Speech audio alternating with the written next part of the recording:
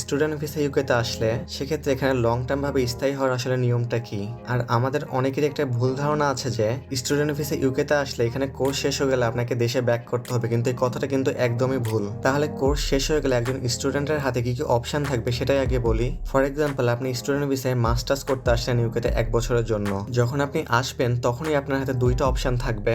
এক হলো যে আপনি সেই 1 বছর একটা স্পন্সর জব ম্যানেজ করে ফেললেন। এখন নর্মালি যখন আপনি স্টুডেন্ট ভিসায় আসবেন তখন নিশ্চয়ই আপনি পার্ট টাইম একটা জব তো করবেনই। এখন সেই জবটা যদি আপনি এমন কোথাও করেন যাদের কাউকে স্পন্সর করার মতো লাইসেন্স আছে, তাহলে সেখানে কিছুদিন কাজ করলে কিন্তু আপনি তাদেরকেই বলতে পারেন যে আপনাকে স্পন্সর করতে। সো এভাবে যেটা হবে যে আপনি যখনই আপনার কোর্সটা শেষ করে ফেলবেন, অর্থাৎ 1 বছর শেষে ডাইরেক্ট আপনি ওয়ার্ক ভিসায় সুইচ হয়ে যেতে পারবেন। এই গেল একটা অপশন। আর সেকেন্ড অপশন হলো যে ধরলাম আপনি 1 বছরে কোনো স্পন্সর জব ম্যানেজ করতে পারলেন না, অর্থাৎ আপনি এমনি জব করতেছেন বাট সেটা কোনো স্পন্সর জব না। তাহলে আপনি যেটা করবেন যে আপনি আপনার কোর্সটাকে শেষ করবেন, দেন আপনি পিএসডব্লিউ বা পোস্ট স্টাডি ওয়ার্কে, যেটা কিনা 2 বছরের হয়, সেটাতে সুইচ করে নেবেন নিজের ভিসাটাকে। এবং যারা যারা নিজের কোর্স পাস করবে তারা সবাই পিএসডব্লিউ ভিসা পাবে। তো এর মানে হলো যে আপনি স্টুডেন্ট ভিসার 1 বছর শেষে আরো 2 বছরের ভিসা পেয়ে গেলেন। এখন যখন আপনি সেই পিএসডব্লিউ ভিসাতে থাকবেন তখন এক তো আপনি আনলিমিটেড কাজ করতে পারবেন, যেটা কিনা আপনি স্টুডেন্ট ভিসায় থাকাকালীন করতে পারতেন না, কারণ স্টুডেন্ট ভিসায় নর্মাল সময়ে 20 ঘন্টা কাজ করা যায় সপ্তাহে। কিন্তু এই পিএসডব্লিউতে আপনি আনলিমিটেড কাজ করতে পারবেন।